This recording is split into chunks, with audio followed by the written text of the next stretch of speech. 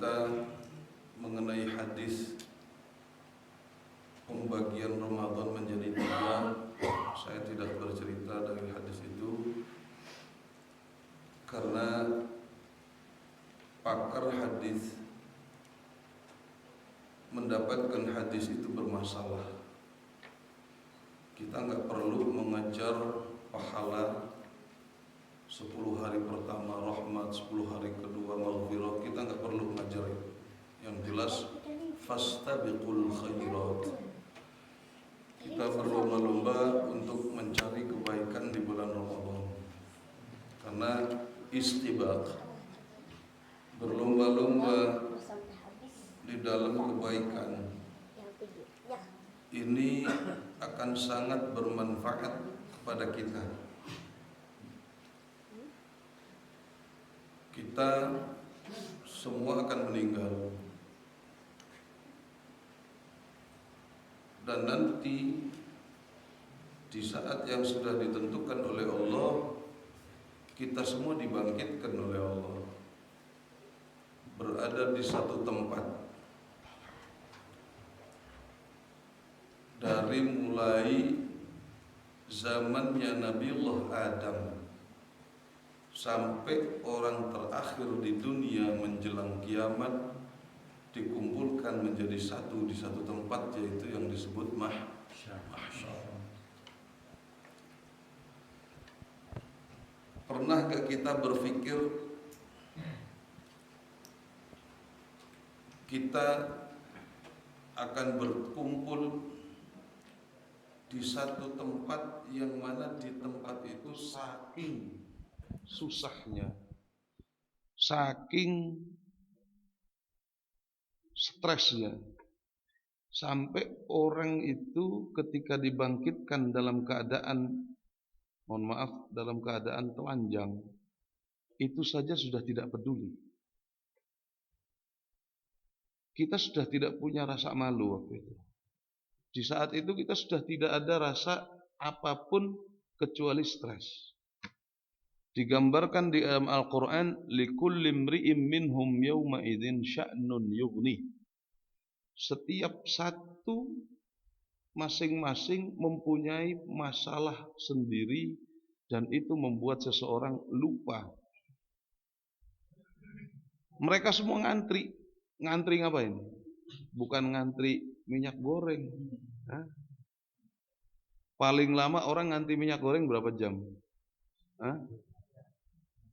Dan kira-kira kalau ngantri di Suria, ini warga sini kebagian nomor urut berapa, Bu? Hah? Enggak, ini buat pendekatan aja. Kira-kira kebagian nomor urut berapa?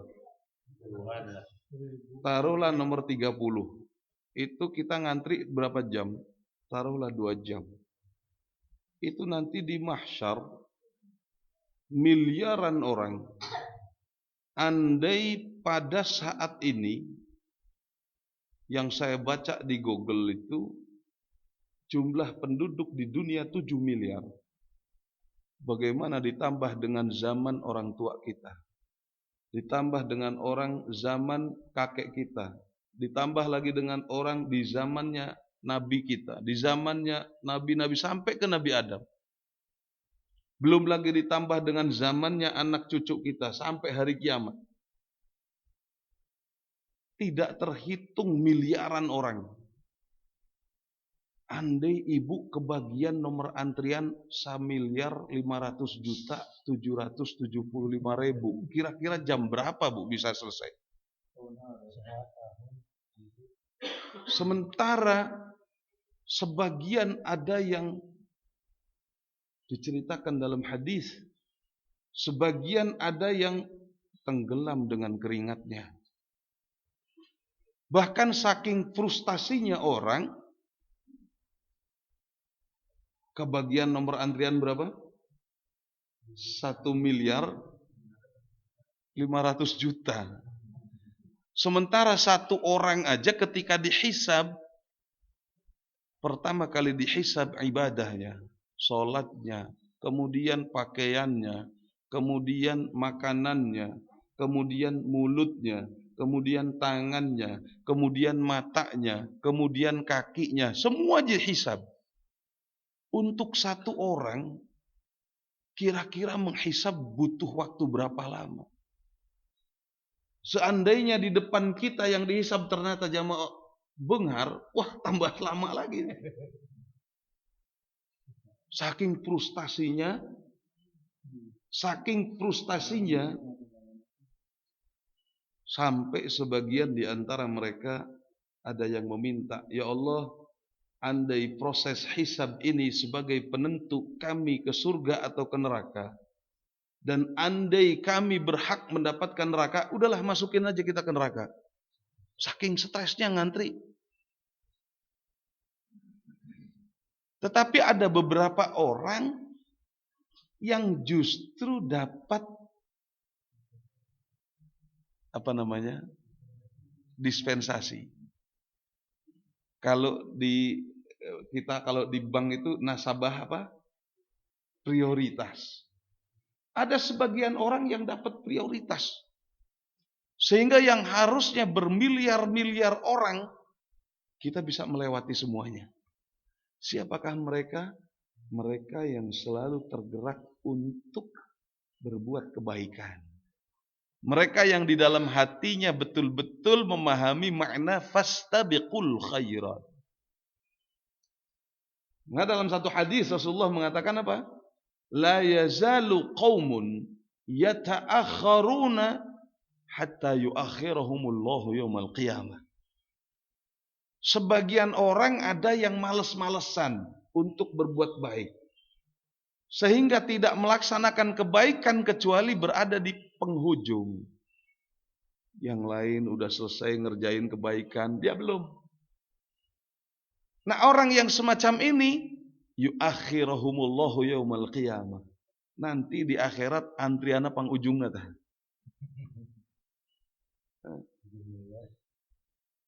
Berapa ratus miliar tuh di belakang antriannya.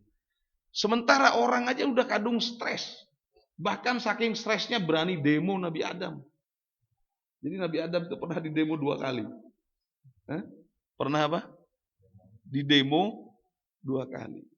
Yang pertama didemo oleh Nabi Musa. Nabi Musa itu nabi yang agak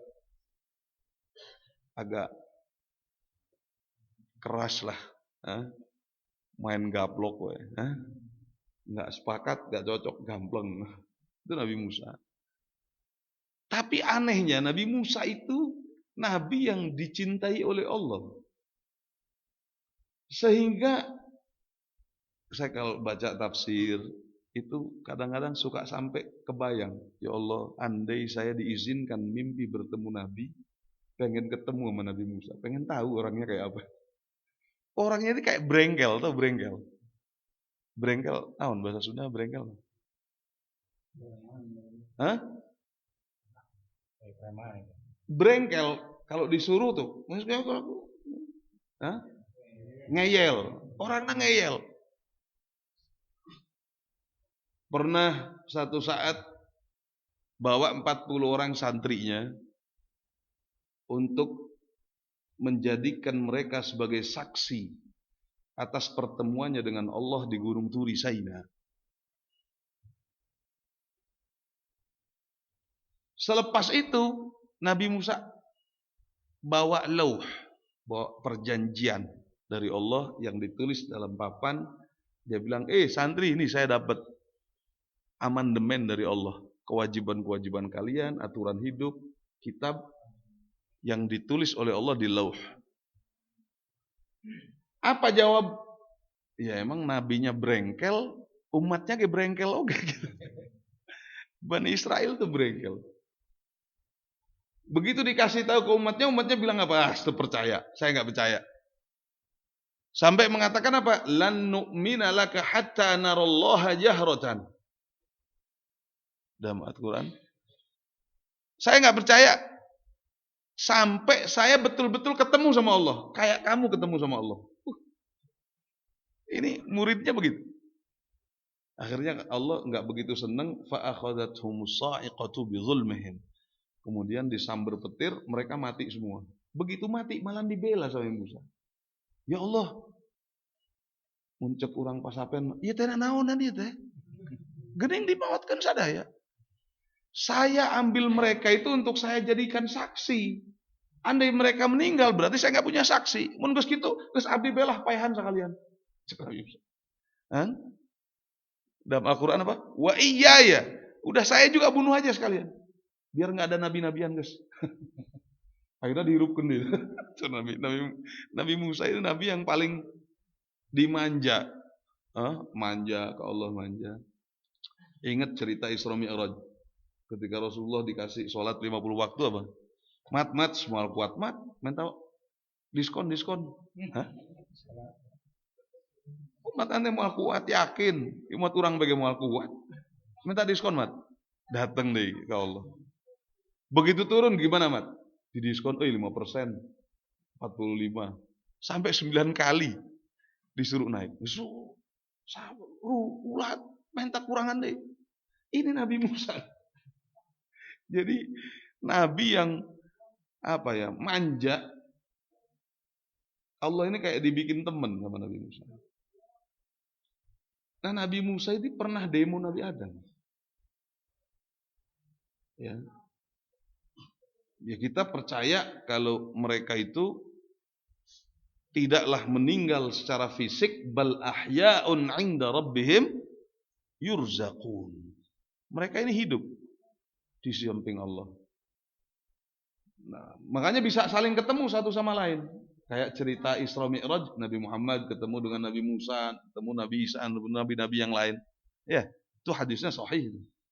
Nah, ini pun sama, ketemu Nabi Adam. Carekan Nabi Adam. Carekan Nabi Musa. Ya Adam, anta abul bashar. Hei Adam, kamu ini ayah kita semua. Akhrajtana wa ashqaitana.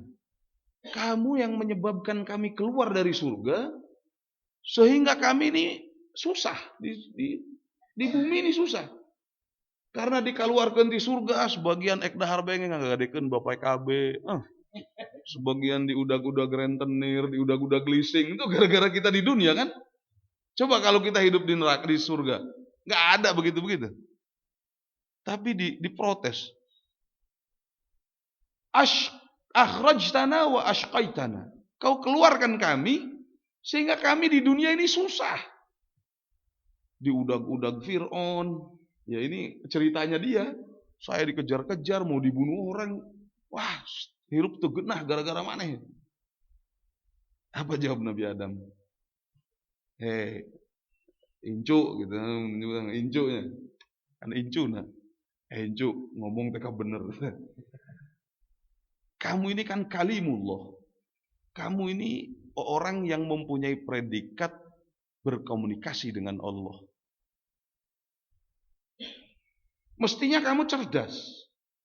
Saya mau nanya, kira-kira kesalahan saya sama janjinya Allah, sama kodok kodarnya Allah, itu duluan mana?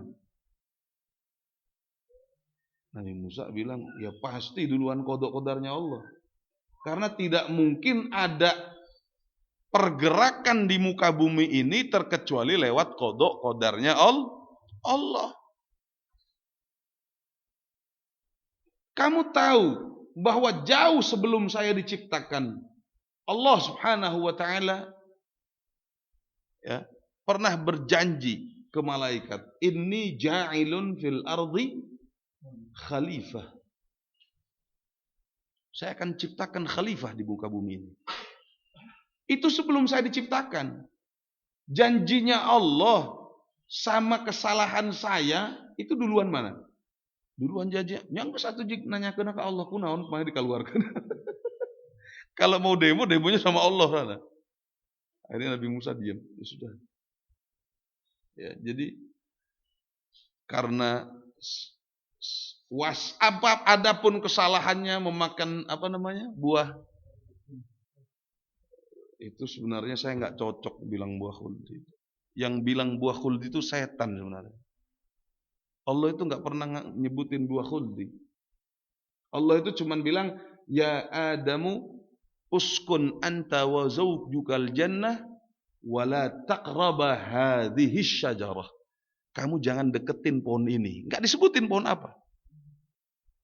Yang pertama kali mengatakan nama pohon ini adalah pohon khuld, itu malahan iblis. Iblis bilang, ya waqala apa?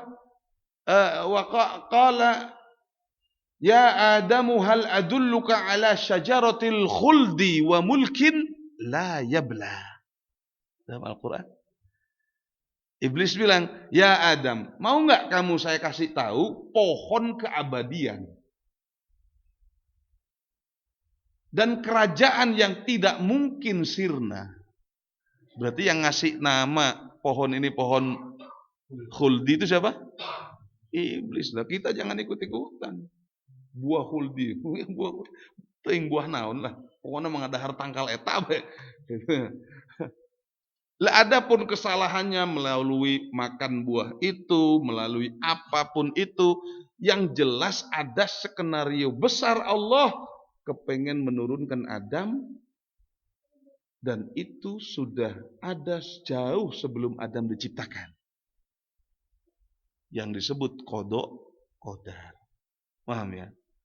Jadi Nabi Adam ini di demo 2 kali. Yang kedua ya di mahsyar ini. Di mahsyar juga sama, di demo.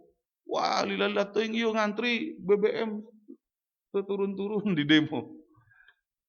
Cuma jawabannya Nabi Adam sama. Nafsi. Udahlah, urus masing-masing aja udah. Begini. Siapa mereka yang dapat dispensasi?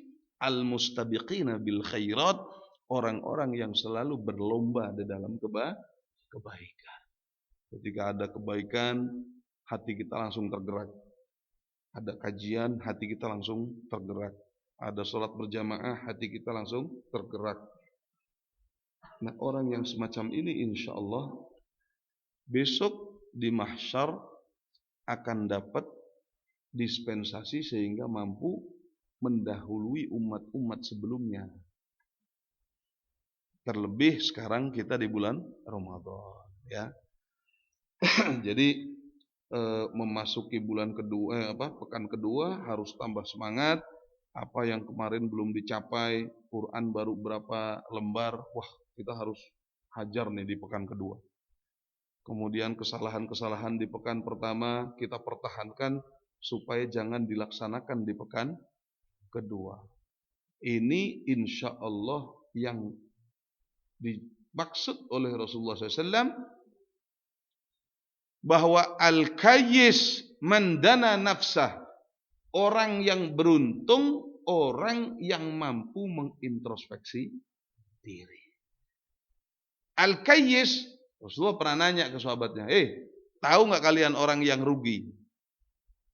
Manil muflis? Sahabat bilang, al-muflis man sara maluhu filsan. Orang yang hartanya itu habis, itu muflis. Kata Rasulullah, la. Al-muflis fina, orang rugi di antara kita, orang yang enggak pernah melihat masa depan. Tidak pernah berkaca dari masa lalu. Orang yang enggak mampu introspeksi sehingga menjadi pribadi yang lebih baik. Jadi kita memasuki pekan kedua, mudah-mudahan dijadikan bahan introspeksi.